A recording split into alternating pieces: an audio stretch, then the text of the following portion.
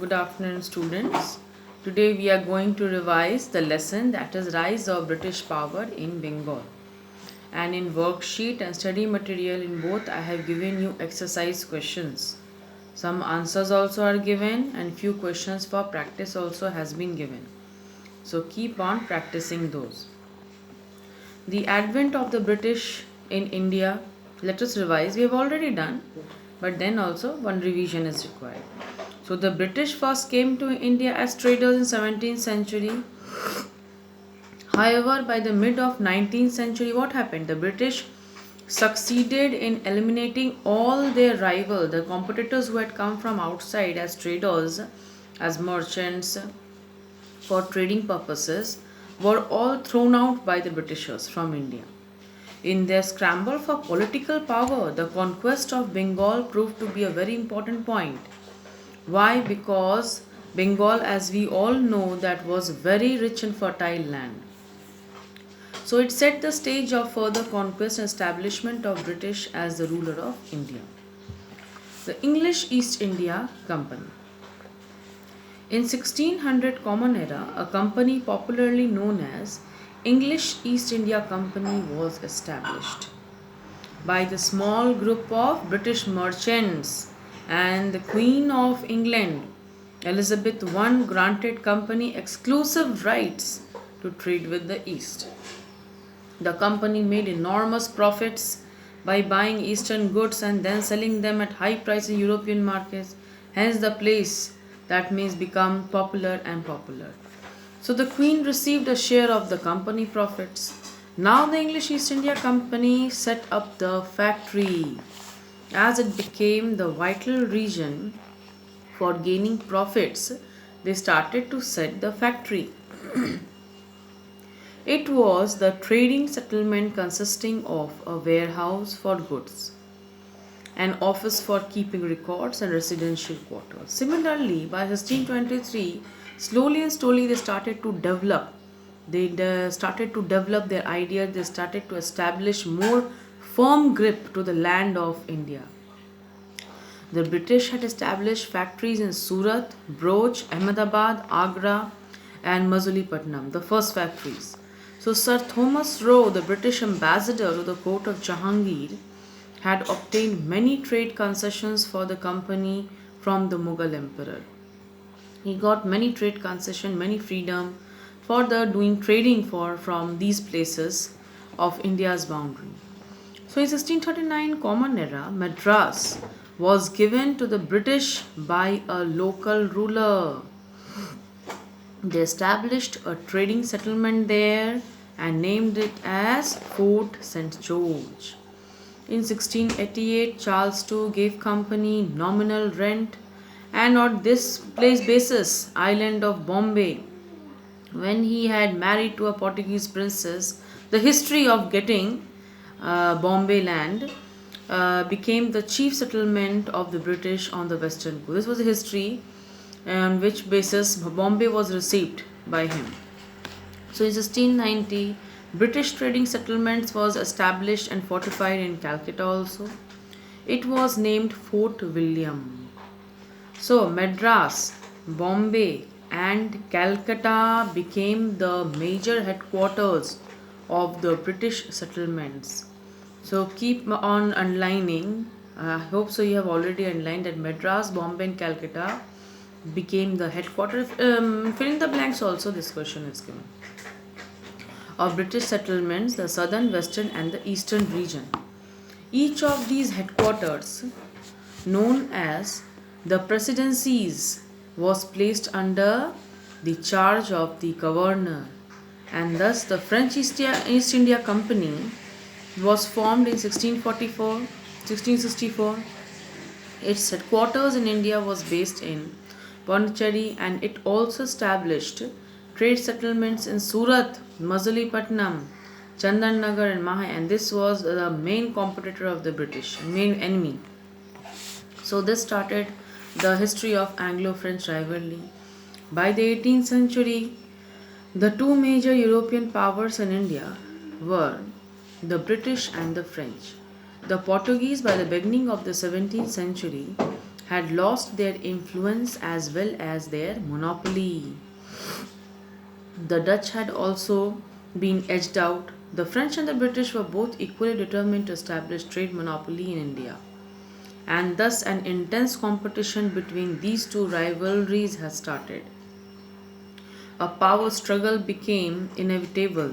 A power struggle had started immediately on the commercial basis. A commercial rivalry had started between British and French India, and the fact that these two countries were political rivals in Europe, thus taking advantage of the decline of Mughal power and unstable political condition in the country.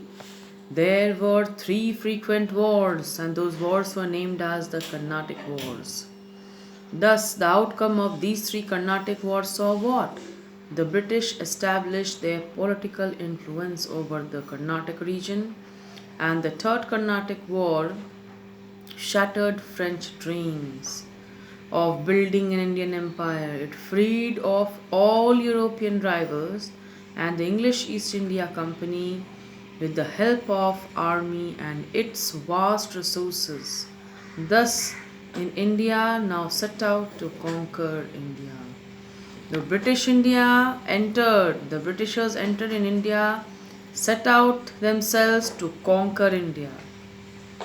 In this situation, this is the history of the British establishment, how the British established themselves, the control slowly, how they started to become confident also, plus how they started to plan to motivate the Mughal emperor, and also how to throw them out from their position, from their homeland, that is India, and to provide political supremacy to the British Empire. So, rise of British power in Bengal. Bengal, from the very beginning, was a rich and prosperous region because of its fertility, as the Bengal in 18th century was richest and the most fertile province of India, known as the paradise on earth. The province of Bengal attracted traders from Holland, France, and England. This is the history of the region of Bengal. And thus, European trading companies from these countries established many trading settlements in Bengal, which became a profitable base for their trade and commerce. The largest and the most prosperous of these European settlements was the British settlement at Kolkata. And thus, Mughal Emperor Farrukhsiyar issued a farman granting the English East India Company what? What was this farman? The farman gave permission for duty-free trade in Bengal, Bihar, and Orissa. This means that the English East India Company could export plus import the goods without paying any taxes to the government. That was the Mughal department, the Mughal emperors. So they were given right to issue passes or dastaks for free movements of their goods from one place to another. That means the counting, the quantity of goods which is getting exported, imported, there was nothing to look into it by the Indian rulers or the Indian governments to keep it as a record. They got full freedom that how much goods are getting exported, imported. No one is there to check them out.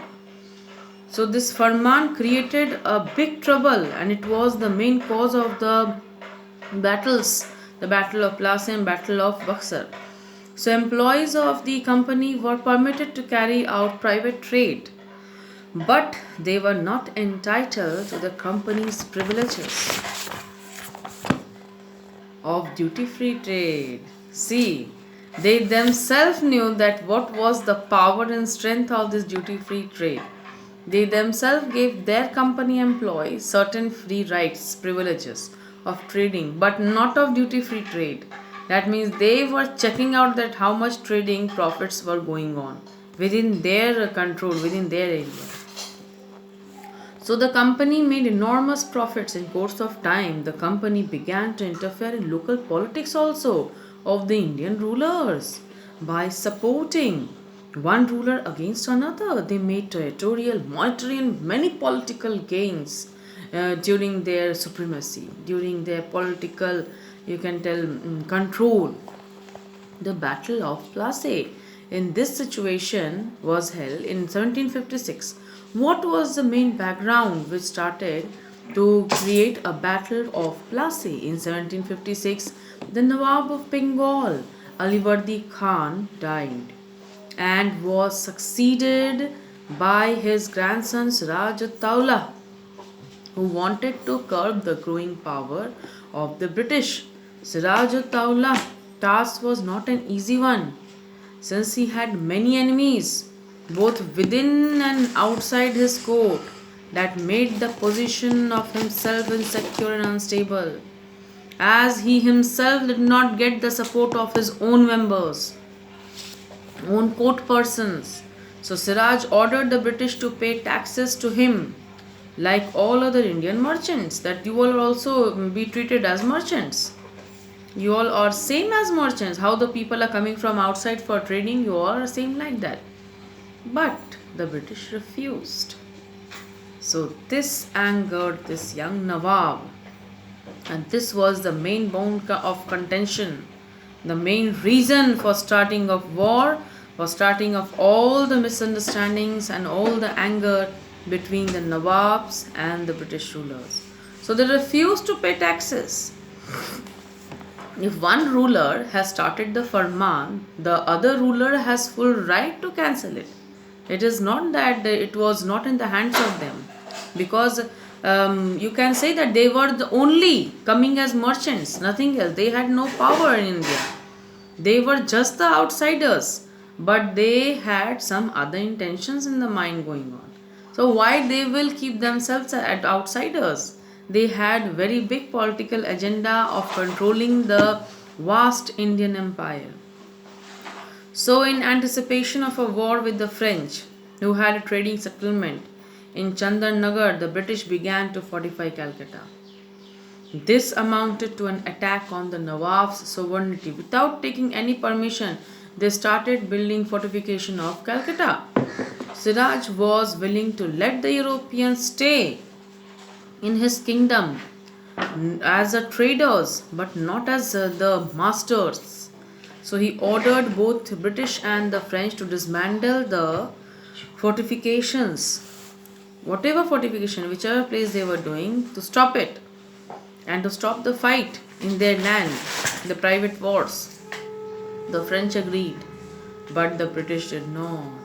And thus, this enraged Siraj Dawla, and the British openly challenged his authority, and here started the war phase, that is, capture of Calcutta. Siraj marched towards Calcutta with a large army and captured Fort William, but Robert Clive was called, and in this situation, to control the war phase. And he was the hero of our court. The region arrived from Madras with a strong military force, as he was mainly called to control the present situation of Calcutta. And what happened? He reconquered Calcutta by January 1757. So, there were a big win for the Britishers, and many legal facilities were also given to them after this win. The Nawab was compelled to restore the trading privileges. Again, whatever privileges was given as Farman, again to restore it. Possessions to the East India Company, and concede the right to fortify Calcutta. So that was the main point on which Siraj had challenged the Britishers, and all these points were given back to the Britishers.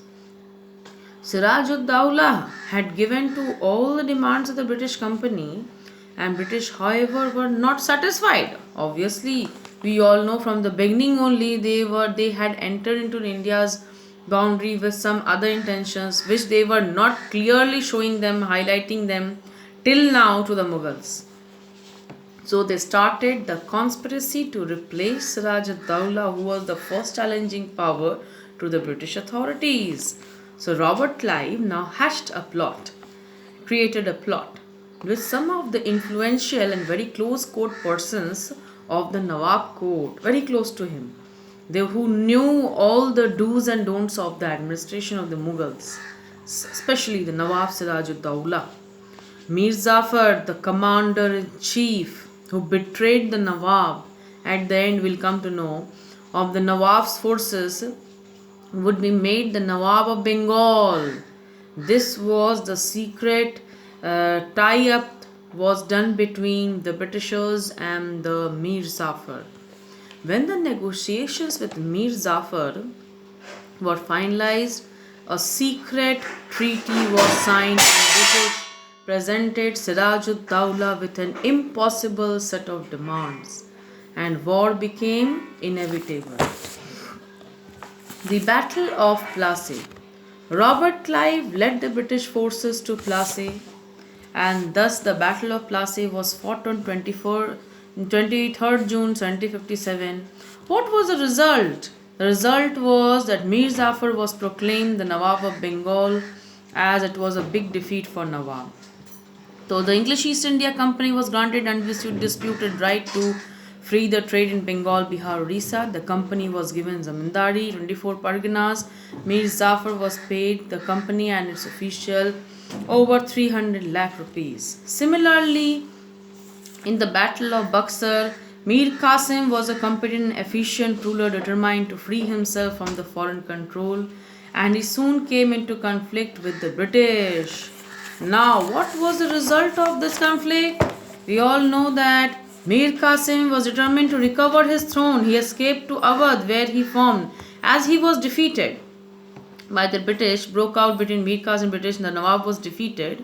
He flee himself out, he escaped, and the combined forces of the three allies had clashed together. What was the importance? The victory of British in the Battle of Buxar firmly established them as masters of Bengal. It gave them the political influence and control over the Awadh.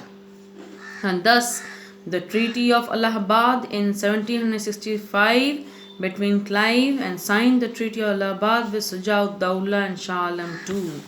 Thus, Awadh was returned to Shuja-ud-Dawla, and however, the two districts of Kora and Allahabad were taken away. Similarly, Nawab of Awadh had to pay the war indemnity. British agreed to defend the Nawab of Awadh against his enemies. Similarly, the British gave Shah Alam to the districts of Kora and Allahabad an annual pension of 26 lakh rupees. Mughal Emperor Shah Alam II granted the company of Diwani of Bengal and Bihar and Orissa the right to collect the revenue. The puppet Nawabs of Bengal continued to sit on the throne, but they had no military and administrative powers. After Mir Zafar's death in 1765, his son was made the Nawab of Bengal, and he had to sign a treaty with Clive, according to which he had to disband most of his army. Similarly, so these are the few vital points which are there in the lesson. So these are the parts through which how the system of Britishers to control the Indian power had started. So he also had to transfer Nizamat powers, justice to a deputy Nawab appointed by British, and the deputy Nawab could be mainly dismissed by this. So the dual government in Bengal came.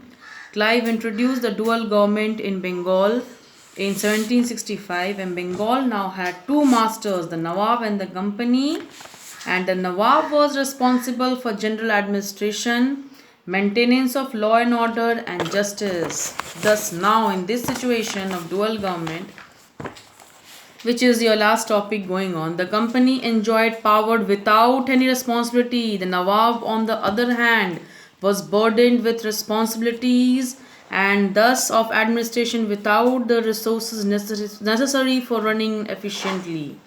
The revenue was collected by Indian officials appointed by the Company, hence it went into the hands of the Company. Thus the evils of dual government began to manifest themselves, and administration and economy had developed for only British empires. And thus the directors of the Company appointed the Warren Hastings as Governor General of the Bengal. By the Regulating Act, he was made the Governor General of the British territories also. Hence there was, during Warren Hastings, he abolished dual government also, and Bengal was brought under direct complete control of the Company. And thus in this situation,